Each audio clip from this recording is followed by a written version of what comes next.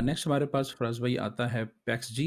और ये ऐसा क्रिप्टो का प्रोजेक्ट है जो कि पैग है बैक एंड पे गोल्ड के साथ। इनके स्टेबल कॉइन्स भी हैं, इनकी काफ़ी सारी प्रोडक्ट हैं। एक पैक्सोस पूरी कंपनी है। तो उसमें जो गोल्ड हम इसलिए डिस्कस कर रहे हैं क्योंकि कुछ कंट्रीज़ में ऐसा हो सकता है कि लोगों को ब्रोकरेज के इशू आते हैं कि वो ब्रोकर का अकाउंट नहीं ओपन कर सकते। लेकिन अगर वो फिर भी गोल्ड का एक्सपोज़र चाहते हैं, तो वो कोई भी क्रिप्टो की एक्सचेंज में अपना अकाउंट बायनेंस, बायबिट, कॉइनबेस या किसी में भी ओपन करके अगर वो गोल्ड में एक्सपोज़र अपना चाह रहे हैं, तो वो इस कॉइन को इस प्रोजेक्ट में इन्वेस्ट कर सकते हैं और छोटी क्वांटिटी में भी कर सकते हैं। मतलब $10 $20 की अगर वो इन्वेस्टमेंट सिप्स जिस तरह आप स्ट्रैटेजी बताते हैं, उस पे जाना चाहें या किसी भी स्ट्रैटेजी पे यानी मिनिमल अमाउंट से भी वो एंट्री ले सकते हैं अगर गोल्ड के अंदर लेना चाहते हैं। तो क्रिप्टो के अंदर थोड़ा-सा इसका सीन ये होता है कि अगेन ये पेग गोल्ड के साथ ही है। लेकिन क्योंकि ये ERC-20 पे हमारे पास आता है और उसमें कुछ मूवमेंट्स जो क्रिप्टो की स्पेसिफिक होती हैं, वो इसके अंदर भी हमें देखने को मिलती हैं। तो इसका मिलना गोल्ड से भी है, वो तो है ही है ऑलरेडी, लेकिन क्रिप्टो की जैसे विक्स अगर आती हैं, जैसे 10th ऑफ अक्टूबर को काफ़ी बड़ी वीक आई थी डाउन साइड की, वो हमें गोल्ड में देखने को नहीं मिली थी, लेकिन क्रिप्टो में इसमें देखने को मिली थी। तो ये थोड़ा-सा माइंड में एक रखने वाली चीज़ है। इसके अलावा टीम इनकी बहुत ज़बरदस्त है, इन सबको मैंने चेक किया, सारी प्रोफेशनल टीम है। और ज़्यादा हमारे लिए इम्पोर्टेंट है कि इनका प्रूफ ऑफ रिज़र्व होना चाहिए कि वाक़ई ही जो ये कह रहे हैं कि गोल्ड के साथ पेग है इनका प्रोजेक्ट, वो है या नहीं है। तो केपीएमजी एक ऑडिटिंग फ़र्म है दुनिया की काफ़ी नोन, तो इनकी वेबसाइट पे अगर आप जाते हैं और इनकी ऑडिटिंग ट्रांसपेरेंसी में अगर आप जाते हैं, तो ये सारी रिपोर्ट्स आपको यहाँ से मिल जाएँगी जो कि मैंने अभी प्रेज़ेंटेशन के अंदर शामिल की है। तो अभी इस क्वार्टर की जो इनकी रिपोर्ट है, इसके अंदर कंप्लीटली उन्होंने लिखा हुआ है कि ऑडिट इनका चल रहा है, जो कि हमारे लिए ज़्यादा इम्पोर्टेंट ये होता है कि जो वो कह रहे हैं क्या वो वाक़ई बैकएंड पे है या नहीं है। नेक्स्ट इनकी वेबसाइट की सिक्योरिटी और बाकी सारी चीज़ें चेक की हैं तो ट्रिपल ए रेटिंग है उसमें, कोई भी इश्यू नहीं है, प्रॉब्लम नहीं है। सोशल मीडिया पे इनकी इंटरेक्शन वो भी काफ़ी बेहतर और ग्लोबली इंक्रीज़ भी कर रही है।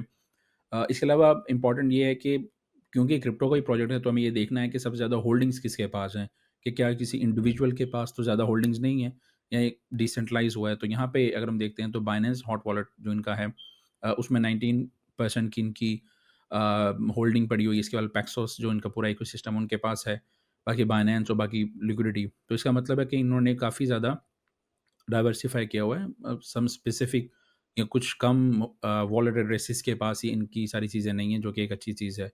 अगेन जो रिटर्न्स हैं, जैसे हमारे पास गोल्ड के रिटर्न्स आ रहे होते हैं, बहुत मिलते-जुलते उससे रिटर्न्स हमारे पास यहाँ पे इसके साथ आते हैं।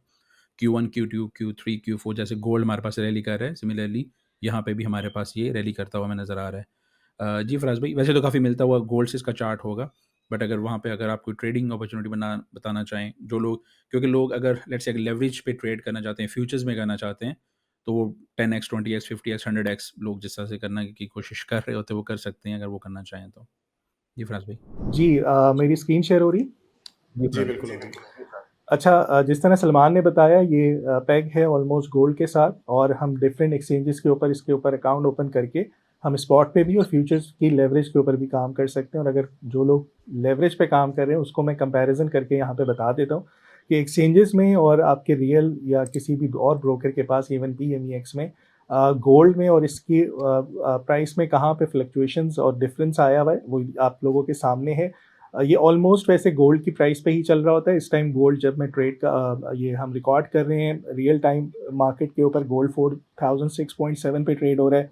बाइनेंस की एक्सचेंज के ऊपर ये पैक्स गोल्ड जो है वो तकरीबन 4003 के ऊपर ट्रेड हो रहा है।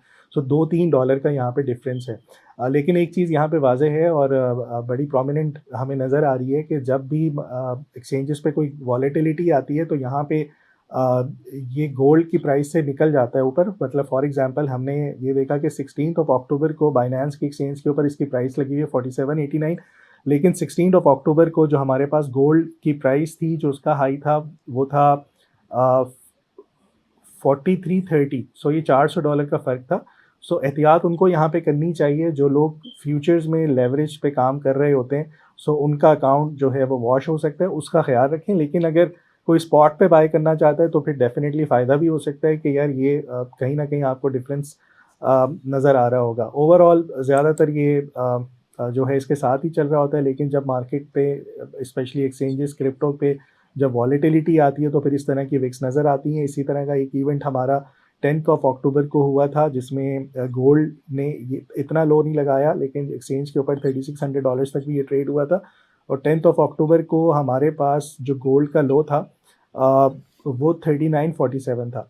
सो वॉलेटिलिटी एक्सचेंजेस के ऊपर नज़र आती है। सो जब भी आप इस चीज़ को ट्रेड कर रहे होंगे लेवरेज के ऊपर फ्यूचर्स में, तो कहीं ना कहीं आपका अकाउंट जो है वो लॉस में अच्छे खासे जा सकते हैं, इवन वॉच भी हो सकता है। सो ये वही बात है जो मैं हमेशा से कहता आया हूँ कि जब भी आप गोल्ड को ट्रेड कर रहे हैं, सो आपको आपके रिस्क मैनेजमेंट पे अबूर होना चाहिए। आपको ये आइडिया हो कि आपने कितने आउंसेस ऑफ गोल्ड लिए हैं, आपके अकाउंट में कितने पैसे हैं, और आप ज़ीरो नहीं हो सकते। अगर ये आधा भी हो जाए तो आपको इस चीज़ का आइडिया हो। बहरहाल स्पॉट के ऊपर जो बाय करना चाहता है, जिस तरह हमने गोल्ड के एनालिसिस किया, हम एक्सपेक्ट कर रहे हैं कि ये 4130 को और 4250 को जाके टेस्ट करेगा। सो इसके ऊपर भी यही एक्सपेक्टेड है कि 4250 के एटलीस्ट इसको जाके टेस्ट करे।